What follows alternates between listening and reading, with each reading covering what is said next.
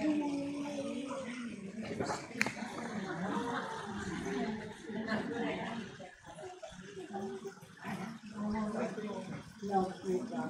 gotta go to school.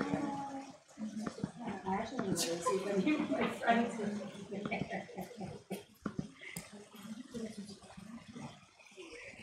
All right.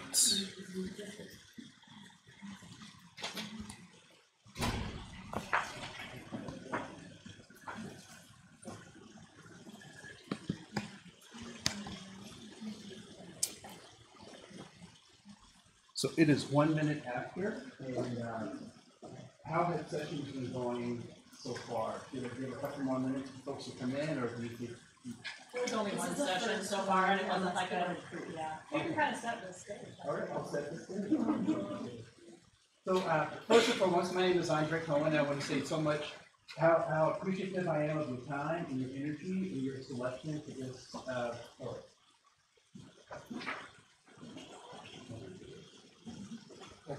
Test. All right, great. So I want to say thank you so much for choosing this workshop, and hopefully you will find it helpful and useful. What I will tell you is that I do not know everything. The only thing that separates you and I from these seats is I have a way of thinking about things, and they ask me, and I'm sure if you would submit something, they might have asked you as well. So I am by no means an expert in this field, but I do have some critical ways that I ask questions and encourage us to have conversations. So that will set the stage for our time together. Also, I would be remiss if I did not recognize the fact that we are on Indian land. If we don't recognize the significance of being here in Rochester specifically, but in this part of the state of Minnesota, we would be remiss, and we may not understand everything else that's going on in the world if we don't understand where we are right now. And so that's important. I also would be, it would not be good for me not to also recognize that I walk into this room with privilege and power. I walk into the room with privilege and power. I am I'm African American or Black. I am cisgendered, which means that my gender identity and my biology are closely linked in typical male types of expressions. I am a conservative Christian. I am temporarily able-bodied. I have matriculated through higher education. I'm not sure if I'm upper lower class or lower middle class, but that's where I sit. I don't have a felony. I'm also mildly attractive and extremely humble. just asking. And so if I'm not aware of those privileges that I have when I walk into spaces where I operate, I can easily turn those into weapons for other people. So why haven't you done what I've been able to do? Or why don't you express your way the way I express myself? And so it is important for us all to recognize what power and privilege we have. Some of my power and privilege were things that I was born into. I didn't have any control over how society values those things. There were also things that I didn't work towards and worked for to have those. And so it's important for us to recognize our power and privilege. But more importantly than recognizing our power and privilege, the question begs to be asked, what do you do with your power and your privilege? And I would suggest that that's probably a more pertinent question than trying to figure out who has and who doesn't or how it's been set up. But what do you do with the privilege that you have? So there's an old story, and it's come from many traditions and in many different ways of a master and his students. And the master gives 3 of his students coins. And he says, I'm going to give you these coins, and I want you to do the best you can with these coins because I'm coming back.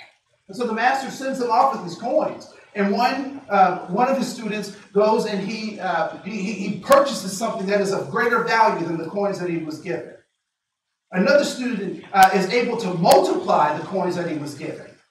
And the third student buried his coins. And so the master comes back and he says, all right, students, what have you done with your coins? And the one student says, I bought something with greater value. And the master rewards him. One student says, I doubled it. And the master rewards him. And one student says, you know what? I know that you are a hard man. You're a tough person to interact with, and you expect certain things. So I wanted to give you back what you gave me. How do you think the master responded to that third? He wasn't necessarily happy. And it's not sure, and we're not sure if the student got the lesson, which was use what you have, even if you don't have a lot. And so as we think about these conversations about diversity and inclusion, and we think about intersectionality and how that plays into decisions that we make at work, it's important that we think about those things, that we meditate on those things. What do we do with the power and influence that we currently have? All right, so let's get right into it. So that was my opening monologue. Thank you very much. I appreciate it. But I am also curious, and can you pass one of these copies? If there's an empty seat next to you with a copy of the handout, oh, wonderful. Thank you. Just want to make sure that we're all able to participate. Oh, that's fine. Thank you so much. So, as you were selecting this workshop and you read the description, and you were making choices about coming, what were some of the things you were hoping we might talk about, or some of the things we might explore in this session? What were some things you were hoping we might explore in this session? Yeah. So useful skills you can use in your work.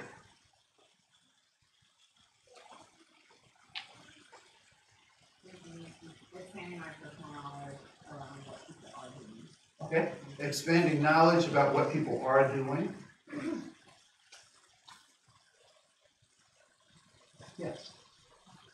It was appealing to see this phrase, be truthful about our challenges. So I want to focus on a little bit about how to anticipate our challenges.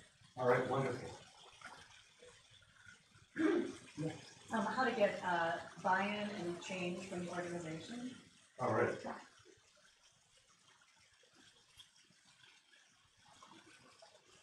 Anything else? Yes.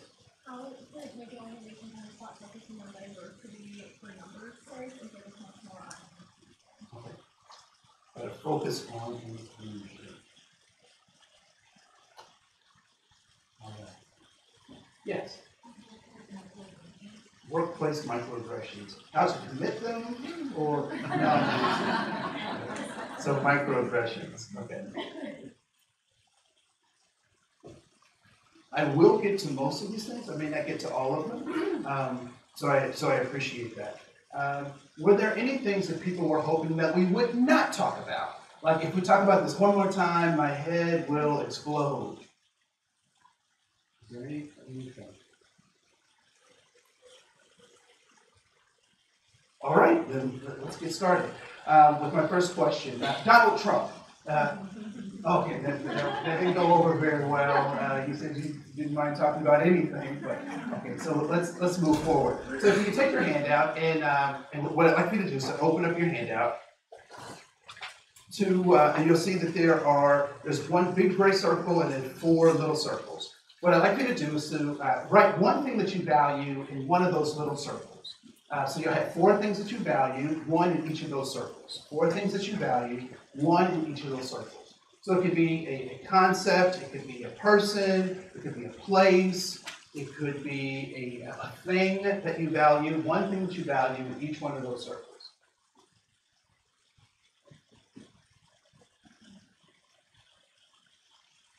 It could be the person's name or their role, 1 thing that you value.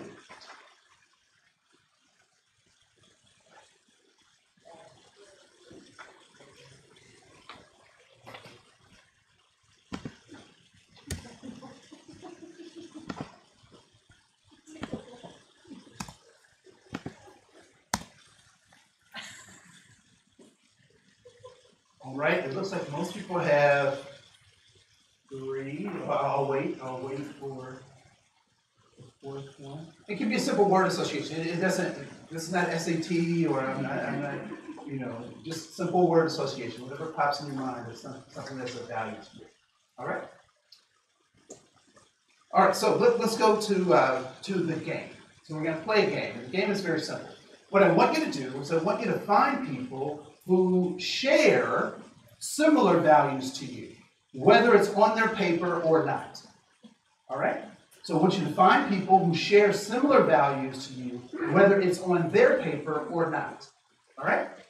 When you find those individuals, I want them to put their signature next to the things that they value. I want you also, this is the last caveat, and I'll let you go for this activity, but I want you to find a minimum of 2 people for each one of your circles. A minimum of 2 people for each one of your circles, which means you should have at minimum, how many people sign? 8. You should have at minimum 8 signatures. You have 90 seconds to do this, starting now.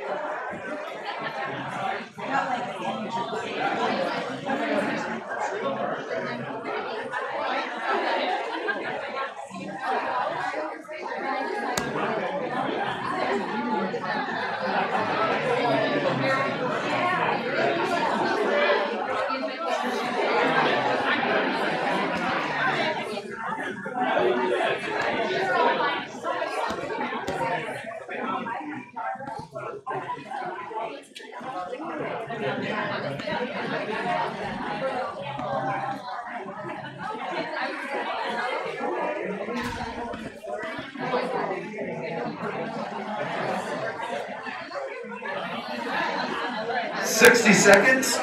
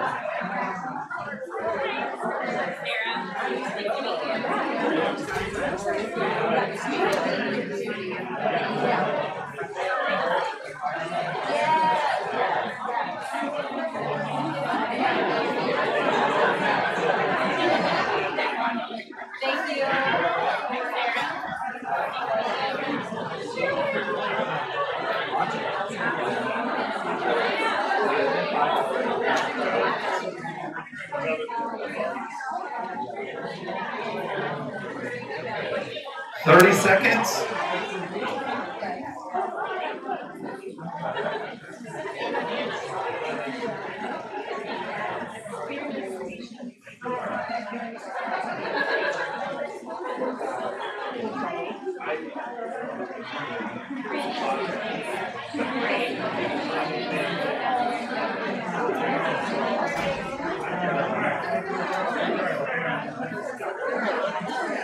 Four, 3, 2, 1. Game over. Scorpion wins. Get over here. Any Mortal Kombat people? Yes, I just finish him. Yeah, finish him. Does anybody remember the backlash of like games like Mortal Kombat? Yes. It is destroying kids' minds. They're gonna go out and rip people's spines out because of this game. Yeah. So that was my parents' fear. Unfortunately, they overestimated my ability to spine snatch. So great. So as you were, did everybody at least, can you count up the number of signatures that you got? And doubles count, right? So count the number of signatures.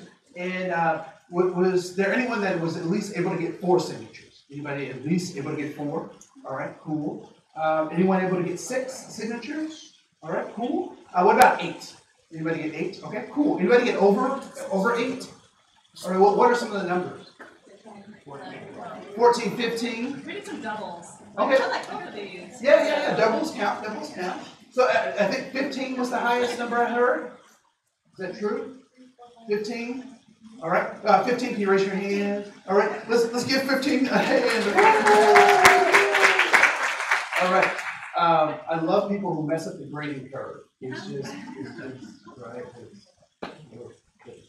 So as you were going around the room, were there things that you saw that were things you saw in other people's papers that you didn't write on your own, and you were like, oh, I should have thought about that. Why didn't I write that down? What was something that you saw in somebody else's paper that you didn't write down on your own? Friendship. Huge for me, and I didn't write it down. All right, so friendship was huge for you, and you didn't write it down. Yes? I work for an environmental organization, and I didn't write down environment. You did not write down the environment. All right. Someone else. What did you write down? What did you see on someone else's? Yes. Travel. Yes. Constitution. The Constitution? Or Constitution of being the U.S. Constitution. Okay, cool. You got it. That article is important. Right? Yes. Art. Right? Art. Wellness. Yes. Oh, I'm sorry. Communication and wellness. Communication and wellness. All right, great. Were there things that you either did not get someone to sign on, or it was difficult to find someone to sign on? Yeah, Harry Potter. All right. So please raise your hand if you value Harry Potter. Yes, right. So there are lots of people you could have signed on, or could have signed with you. Something else that was difficult for someone to sign on, or you didn't. Yes. Yes. There. No. We'll get you. Yes. Oh. So the metro or the city? Wow. Yeah, not a good. Metro was not a good movie. Neither was Meteor Man. I don't know if anybody. I touched a nerve. All right. So please raise your hand if you value living in a city. If that's an important thing to you, right? All right. Great. One more thing that folks, yes. I had BWCA. It's either got an immediate signature or what is that? Yeah. And it was quickly one of the two. BWCA, I want to make sure. Yes, boundary waters, right? If you value the boundary waters, please raise your hand. Even if you don't have to have gone there, but you just think it's a great thing. Yeah. All right, cool. And lastly. Analysis. First one was the first things I wrote down. Okay. I got a couple of signatures, but. So do you mean like my therapist analysis, No, or like just analyzing data and things? Okay, if Not analyzing so much data, data and things is important to you, even if it wasn't written in your paper, raise your hand. Not really data, though. Okay, or analyzing things. Okay, cool. So, you are very smart and attractive people. What do you think is the goal of this particular activity? What are we after with starting off with this activity? Yes. To know what we have in common, to figure out what things we have in common, and what else? Yes. That we're not all that different, so that goes back into that commonality bucket. Yes. And to think about our values. Yes.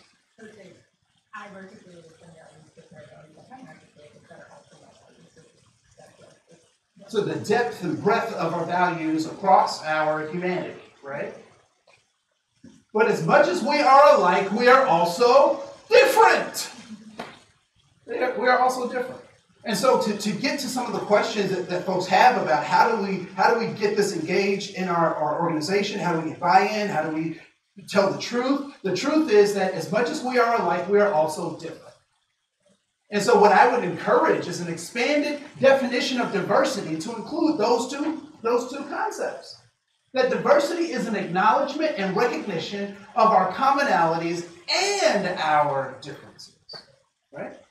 So too often we focus on one of those aspects or the other, but very rarely do we focus on both simultaneously. And so when we talk about reaching across a proverbial aisle or trying to get people who are not engaged in a conversation engaged, well, it's okay to engage if we have our commonalities and differences up front. I was not born black. I know some of you are like, is he okay? No, I'm good, right? So when I was born human. But because I was born in the United States, the nurse checked the box, black. And that's what I became. But if I was born in Cuba, if I was born in Spain, if I was born in South Africa, I would have a different designation given what those nation states call those people who they think look like me, right? And so when we think about these commonalities and differences, we have to recognize our differences as much as we recognize our commonalities. Because if we don't, we may miss opportunities to reach our stakeholders, to reach our service providers, as well as the people who come to engage with us, right? So it is the commonalities and differences. Okay, so we'll come back to the bigger circle in just a second. So the other thing that I think is also important is to recognize, anyone heard of the Starbelly Sneetches, the Sneetches story? Right? So this is a Dr. Seuss story. Dr. Seuss is problematic, but he, just like all of us as humans,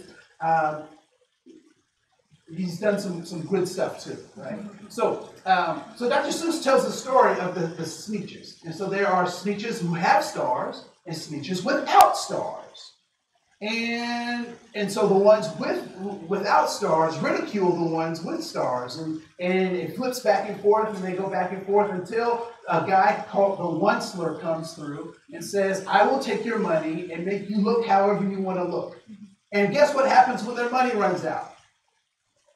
So does the Onceler, the one who is going to fix their problem. And so when we think about this idea of the Starbelly Sneetches and those who have stars and those who don't have stars, we start to get an idea of what it must be like to have the in-group and the out-group. Anyone ever played Red Rover, sitting blank right over, right? Well, what's the object of that game? You're supposed to break through the line. You're supposed to break through the line, and the other person is supposed to, and the people in the line are supposed to what? To continue, keep you out.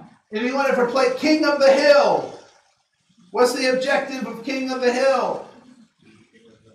You get to be King of the Hill, and you fight off all these other folks, right? This sets up this idea of this in-group and out-group. So what do you think? What are some of the characteristics of an in-group? What are some of the characteristics of an in-group? What's some of the psychology of an in-group? Yes. So dominance. So the in-group wants dominance. They have shared secrets, shared stories, shared knowledge. Yes. Superiority. Oftentimes it is superiority that the in-group has. So what becomes the behaviors with that psychology? What becomes some of the behaviors of the in-group? Yes. So exclusion, right? No, you're fine. Exclusion, right? What else are some of the behaviors of an in-group? Bullying, right? So again, other forms of exclusion.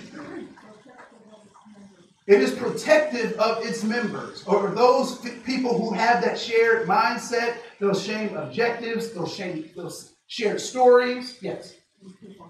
And conformity. So even the members themselves have to conform to whatever that that in-group has. Yes? Propaganda and singular narrative. Set propaganda and a singular narrative, right? And we know that a singular narrative is a dangerous narrative, right? When we simplify things to evil and good, God versus the devil. I'm quoting Public Enemy. Flashback. All right. So that's the in-group. So what are some of the impacts of the out-group? What's some of the psychology of the out-group? They internalize that attitude. So oftentimes they internalize the attitude towards them from the in-group. Yes. So lots of individuality, because if I can't fit in with them anyway, then I may as well be me anyway. Yes. Sort of othering, a feeling of otherness. All right, a feeling of otherness, that I'm only defined by that other. So if I'm not defined by them, then I must not be. Yes. Marginalization of oppression. Marginalization of oppression, and then we start to internalize that oppression, and we do it to ourselves and do it to each other, right? In that group. One thing that I also think is interesting is that folks in the outside group say, I'm not playing that game. So I don't want any part of any of your system. I'm going to start my own. I'm going to have my own. Right? And so a great example of this is BET, Black Entertainment Television. Right? Are people familiar with it? Okay. So now people look at BET and they say, well, why do black people want to be separate? They're just separatists. They want their own TV station, and like that's the pinnacle of what it means to be human, is to have your own TV station. Right? But what we don't recognize, or what they don't recognize in particular, is why BET started in the first place. Why did BET start in the first place? There was no programming, and there was no forefront for anything that focused on the very needs that Absolutely, right? On MTV, they had their two favorite black people, Michael Jackson and Billy Ocean, right? Like that's the get in my car. Now, if you ever listen to words from the songs from the 80s, it's very creepy, right? Like get in my car. And it's like what? Okay. Anyway, so when we talk about this in-group, out-group thing, we have to recognize those behaviors. So when they show up in our organization, I know, oh, this is an in-group thing, or this is an out-group thing. The key for us is not just to recognize what those are, but how do we become leaders and typically people draw those in circles, or we use those as circles, right? There's the in-group circle and there's the out-group circle. Our job as leaders is to draw a bigger circle around both of those. And that's where inclusion happens. Inclusion happens when you can figure out how to get the in-group and the out-group in the same circle. And I would suggest that it is through commonalities and differences that we do that. And so when we think about organizational goals, if your organizational goals aren't posted, if your mission isn't posted everywhere so people can see them, then it's difficult to have a circle that's big enough for everyone. So at Mayo Clinic, we have our rich ties values. And everything we do points back to our rich ties values. In some way, if you're sweeping the floor, you have to explain how sweeping the floor ties right back to our rich ties values. So I'm in surgery or I'm in a meeting. How does this meeting influence our rich ties values? And so I really appreciate the focus on values that we have at the Mayo Clinic.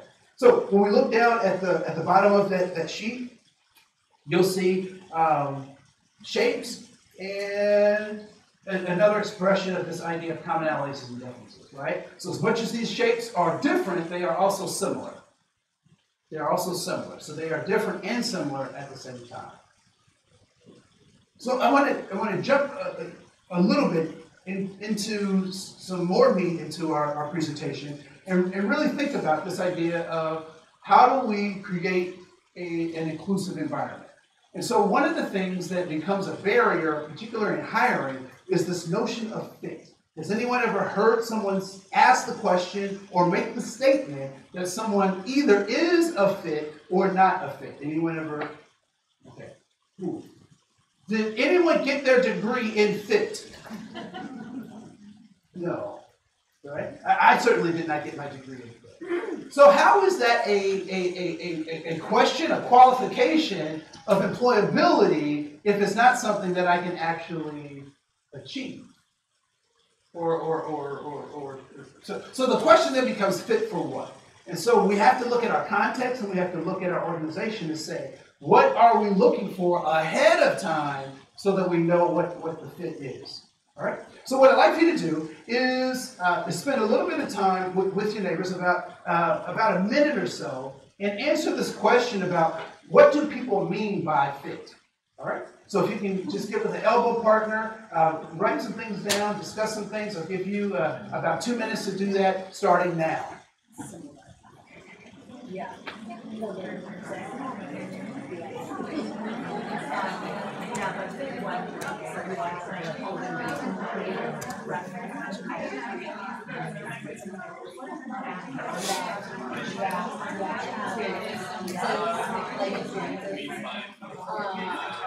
I would say just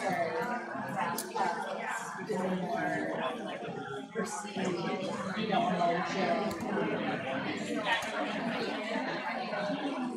And then something about you don't have time. It's exciting.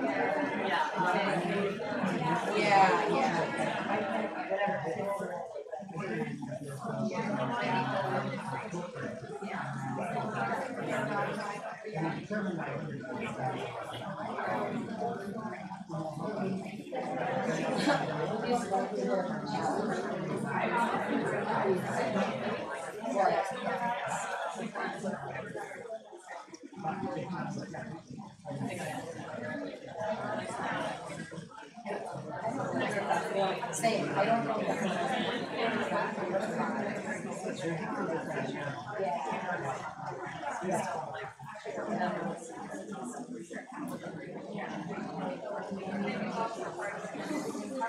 Four, three, two, one.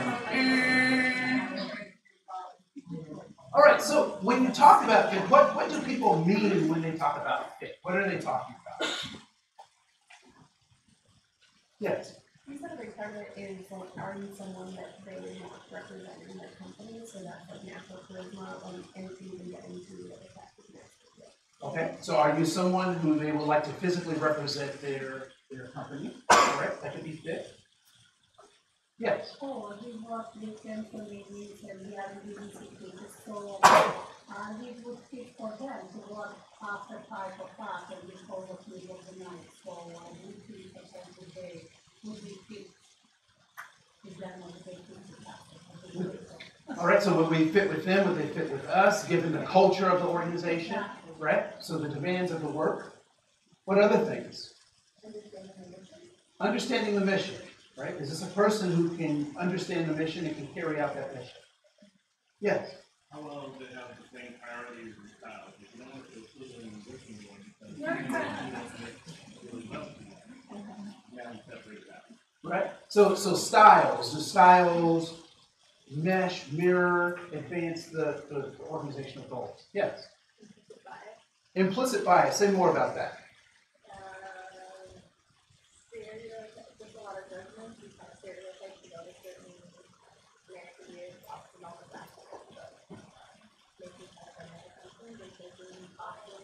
So placing people in. Yeah. Putting people in boxes. How many of those things are things that are talked about before we go into an interview, as opposed to being in the middle of an interview or after an interview? So if you want to build an inclusive organization, talk about that idea of fit beforehand, so you know what you're looking for as you look at those applicants, right?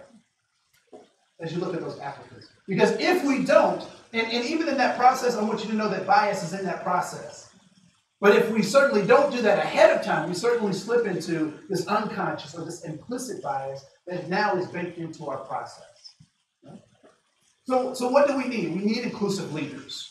We need inclusive leaders, those leaders that can draw a larger circle around that out group and that in group so that folks can be included, which means we have to change some of our processes. Why do we interview?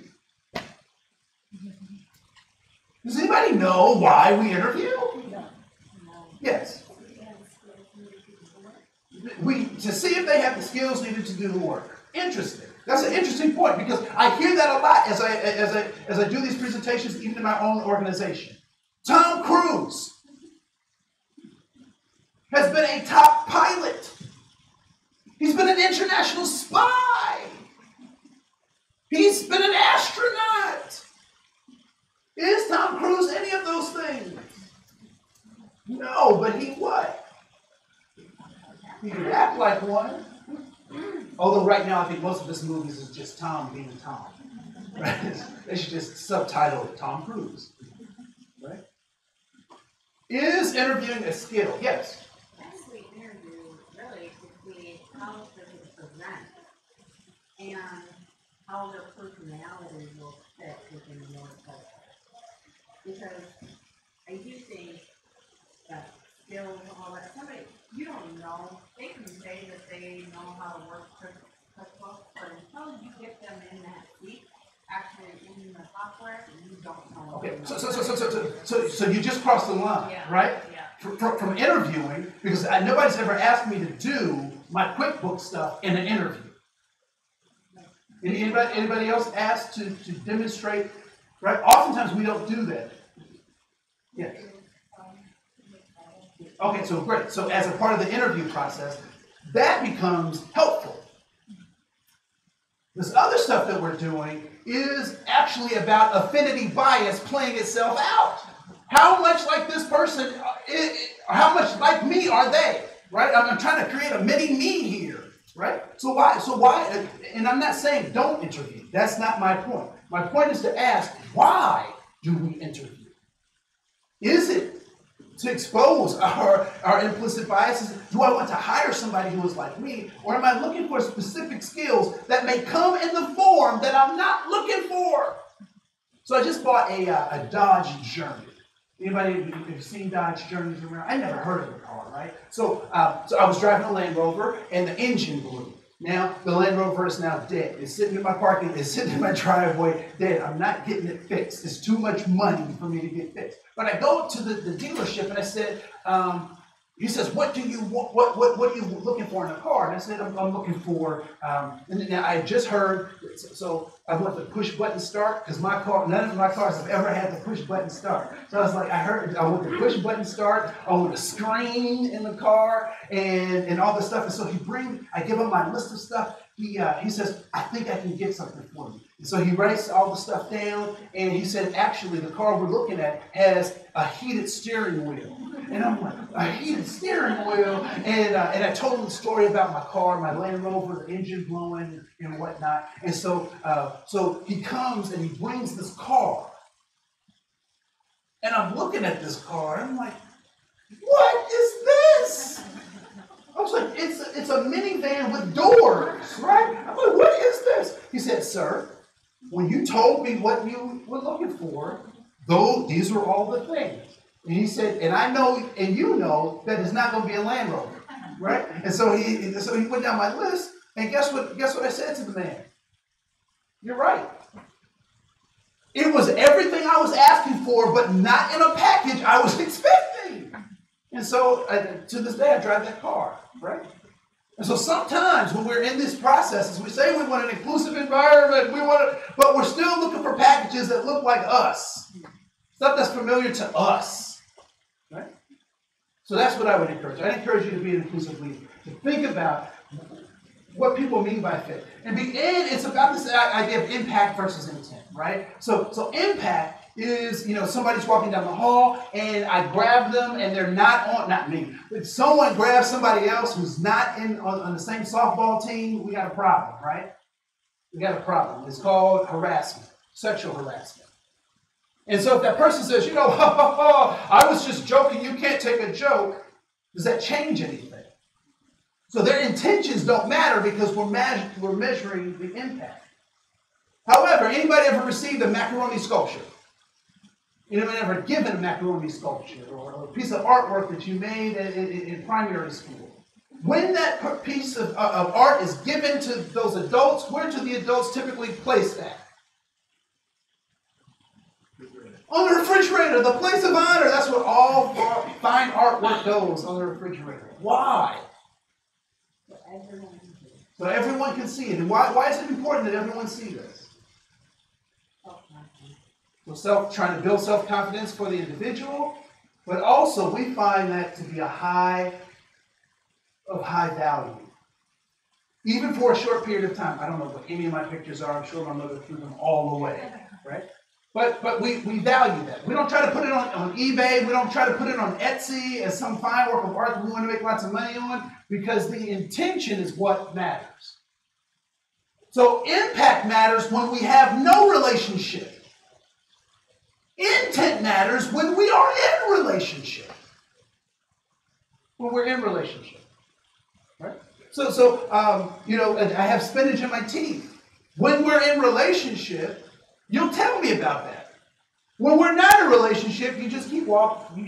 You got spinach in this too. Isn't that horrible about him? Right? So, important stuff to recognize. The other thing is that tolerance is not enough. Oftentimes we try to get to a place where we think that the highest level of mental acumen is this idea of tolerance. And what do we know about tolerance? What does tolerance mean? Putting up with. To putting up with. Until when? Until you don't have to. Think about those relatives that have stayed too long. You put up with them because you know at some point it will be over. Right? It'll be over. And so we've tried to have a tolerant society. But if tolerance is a 50-50 shot, and I don't want to take it. If my car only started 50% of the time, it's gone. Right? So tolerance is not enough. So we need to move towards acceptance and appreciation. Right? And acceptance is that recognition of commonalities and differences and how they work together. So I'm going to fast forward because I only have 15 more minutes, and I appreciate your time. I do want to have you think about this in terms of your organization. What kind of organization are you?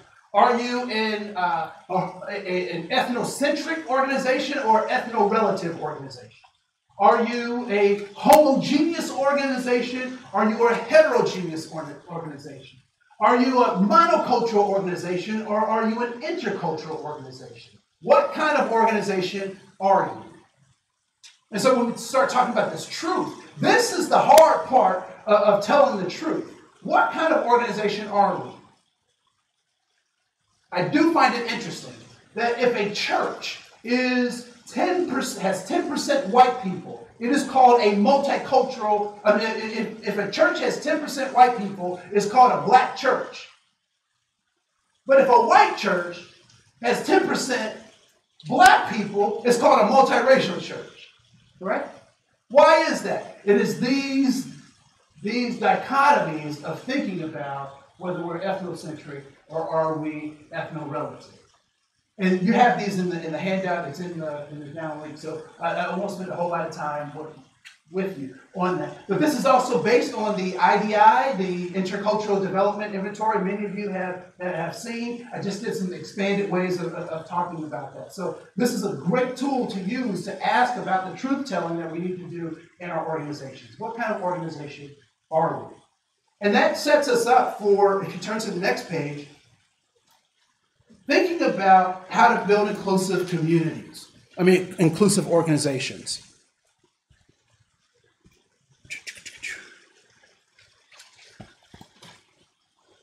So there are 5 aspects that I'd like to think about in terms of building an inclusive organization. So one is cultural competence, which most people use it. I prefer agility because as the contexts change, I must be agile to adapt to those new contexts. Next is legal compliance. we have to satisfy those boxes that oftentimes people say we need to get out of, right? So the fact that we are a medical institution, there are some things that we cannot get around that we have to check boxes for, right? But how do you use those check boxes to help you tell a story that encourages commonalities and differences to be accepted to maximize human potential, right? And then this idea of dignity, affirming dignity, organizational development, and this idea of social justice. So in this approach, what I've done is it's pretty arbitrary. So this is something you can use yourself to do some of these assessments in your organization. I did a scale from 1 to 10 because I wanted to mix it up, but it doesn't have to be 10, it can be whatever. But really have conversations about how you're able to do these kinds of things. So do you have bias reduction or activities that you do in your organization, right? So before you do interviews, are there some bias reduction things that you do so you can expose some of those implicit or unconscious bias as you go into that endeavor? Do you have conversations about micro inequities, of those small things that I can't sue for, but are so annoying and tap my human potential, right? They sap my human potential. Is there multicultural education? And so are there opportunities for people to cross-culturally communicate about where they come from, groups that they're a part of, so forth and so on. And then there's this concept of intersectionality. Now, one of the things that you will hear out in the world is that intersectionality is another form of a victim status hierarchy. Anyone ever heard that kind of language before? Right? Okay. So good, you're fortunate. So when we talk about intersectionality, what we're talking about is using intersections of our identities as data points to make decisions.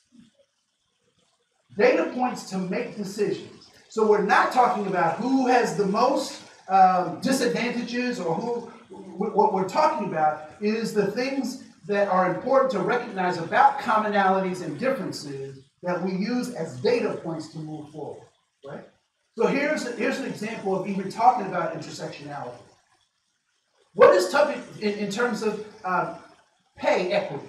What typically is the conversation that gets started when we start talking about pay equity? Where do people go to? What is the first comparison that is made? Men and women, right? Male and female. And they say that a man makes $1 to every 76 or 78 cents that a woman makes, right? That's the comparison. And typically, that's all the conversation people have, and we walk out the door, oh, we got to do something about that. But what we also don't talk about is how race plays into that same dynamic. And so when we add race when we add African American or black woman, we start to see something different. We add Asian to that woman, we see a different demographic. And as a matter of fact, in most cases, it goes down, except for Asian women, but I'm not sure how they're calculating all the vastness of Asian. But we see a decrease in those things. And so the same goes for men when we add race to that, right? So that's that intersectionality that we're after. It is not about trying to do oppression Olympics, so to speak, but it is about creating data points that actually lead us to some conclusions that can be helpful. All right? So there are, in your handout, there are 4 of these type of assessments. The next set of assessments I'm going to get to is, so we did the fit, P's, comfort bias. So this is a fun activity I like to do around comfort bias. Double check my time. Got 10 minutes. So how many triangles? 2 triangles. 8 triangles. 6 triangles. 1 triangle. All right, let's back up for a second. Let's define a triangle.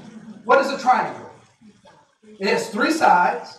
Is it open or closed form? It's a closed form with 3 sides and 3 points. Right?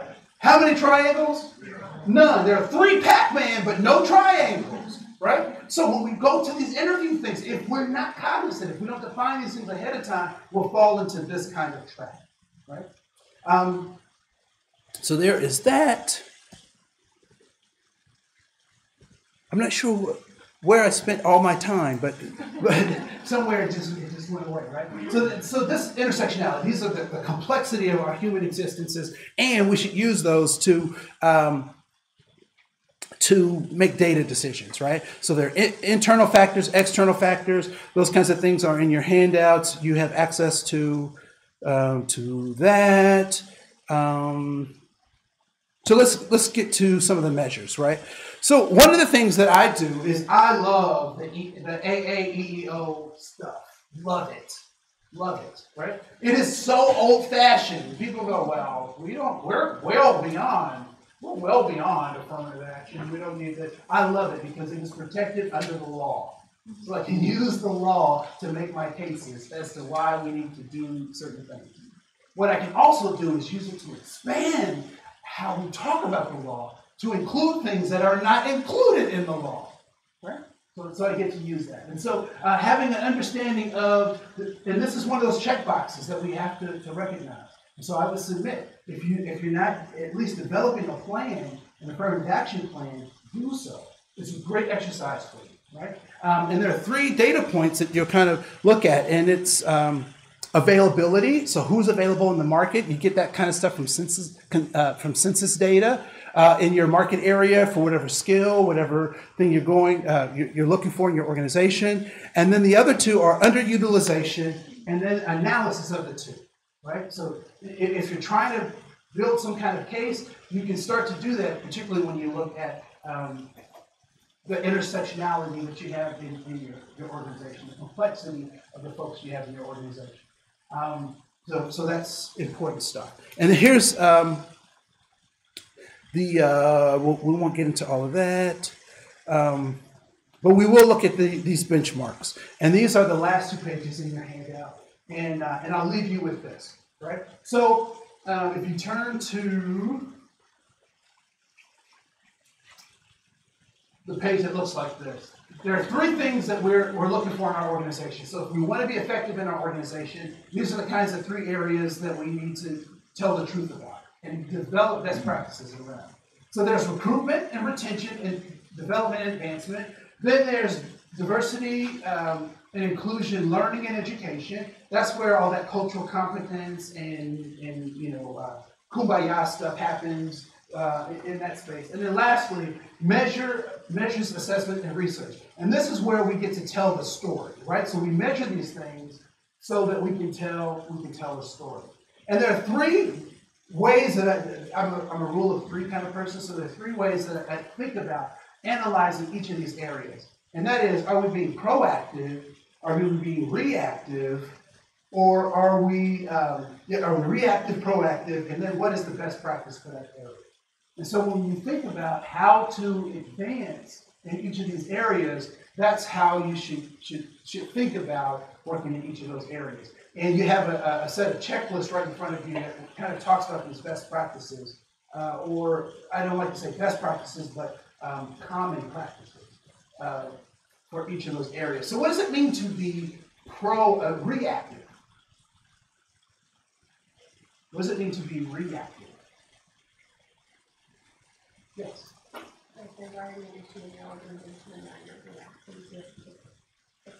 There's an issue in your organization, and now you're trying to fix it, right? It has already happened, and now you're responding, right? Proactive would be, obviously, having conversations ahead of time, right? So when we think about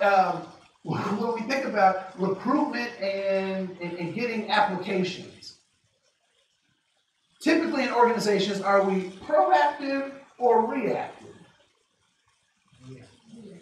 Yeah, what does reactive job postings look like?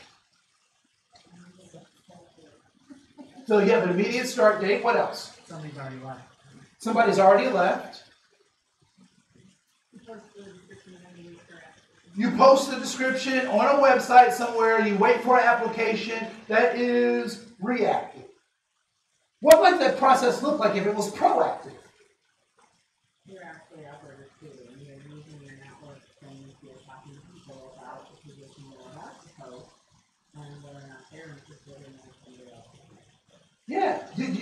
you go out and recruit. But I would also say that if you're recruiting, you're already a step behind.